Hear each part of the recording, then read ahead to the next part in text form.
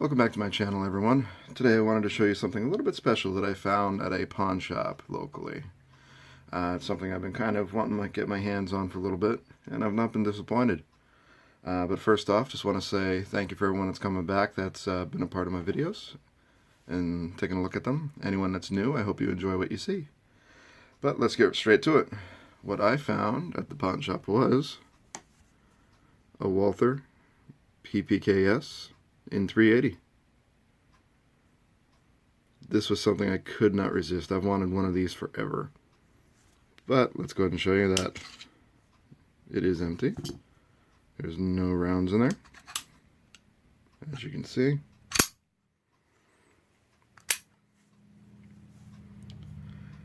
But I have been always wanting one of these forever, and I finally found one at the pawn shop for a great deal. That's why I go to that pawn shop so often. As you can see, it's in stainless, because I just have a thing for stainless. This is one of the Smith & Wesson makes. I know a lot of people trash on those. This one, in particular, is a good one. Did not have any issues with it.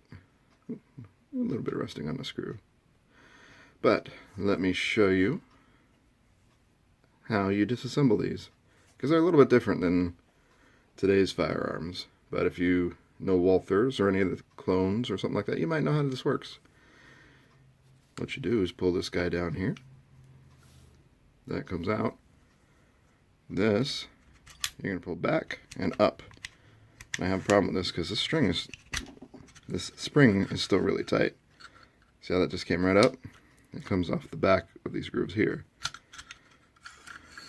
Come forward. There you go. That's all it takes to field strip it. You see all that in there. Everything about this just looks good. It's a very simple design.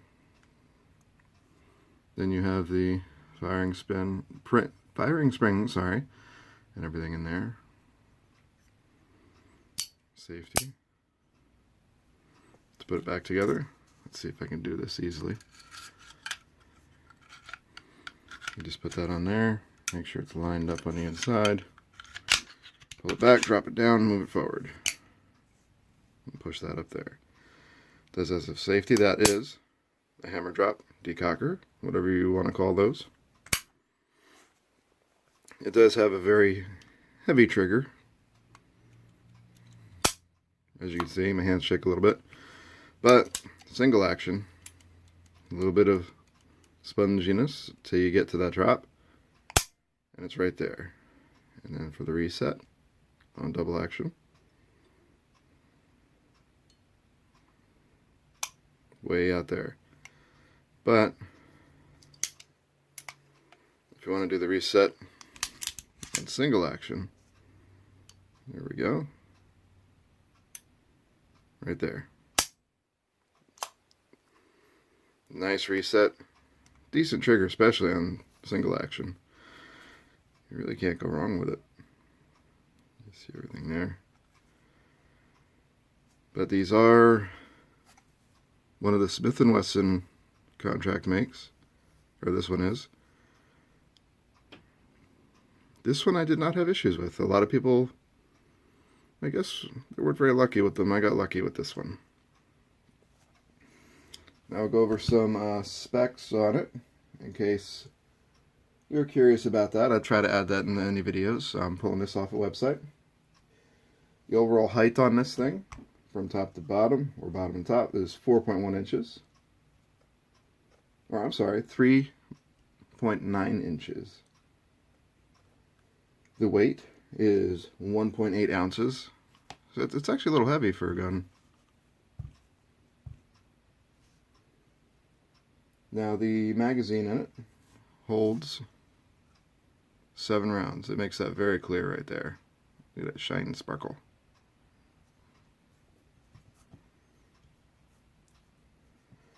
These are nice little firearms. Never had any issues with it. Now I'll talk about when I took it to the range.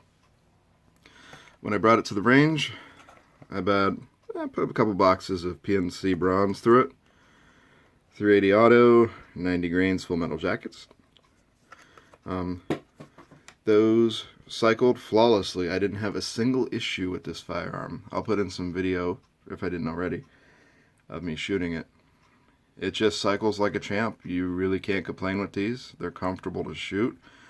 Now, the only thing is, when you are shooting these, there is a little, it's a very heavy recoil. Well, not recoil, but you feel the recoil differently.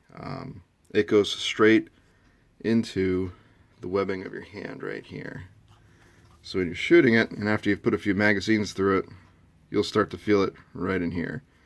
That's where all the recoil pushes into, right into that webbing. So it starts to sting a little. But it is a small firearm, and the old firearms like this, that tends to happen a lot. But I'm not complaining because I really enjoy this firearm. I do like it a lot.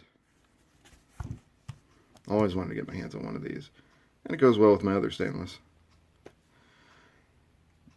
But if you did like what you saw here, let me actually interject something else. There is a recoil off on these models, recall on these models. You could tell if your firearm has been through the recoil or not by, there would be a little etch mark in here, not a line, but a little dot back here on top of this dot, or on top of this line. So there'd be a dot right about there by the crook of my finger. Apparently some of these have had an issue where the magazine drops from the Smith & Wesson models. The magazine drops and it causes it to fire. Why am I calling it the magazine? It's the hammer. I'm just having trouble today. The hammer drops and it causes it to fire. So that's an issue. I tested that at the range. I did not find that to be an issue with this one. But they will take care of that, fix it, and send it back to you for free. So that's always nice that they'll do that on the recalls. But again, this is not a model that I found that to be an issue with. But before I get more tongue-tied and start messing up what I'm saying even more, let me go ahead and let everybody go. Now, I will thank you if you did like what you saw here. You're interested, you want to see some more, feel free to like, subscribe, share, all that good stuff. If you would like to see any different firearms, go ahead and comment them down in the comments section. I do try to buy and sell and trade and all that stuff to get new ones here and there. Certain ones, I just love them, and I'll have to keep one, like this little guy right here. And a few others that I will not leave my safe. But if there is nothing else, I want everybody to have a great day, great night, great morning, great evening, great whatever it is, wherever you're at. I hope you enjoyed the video, and I hope you have a great day and weekend. Until later, I'll see y'all later. Bye-bye.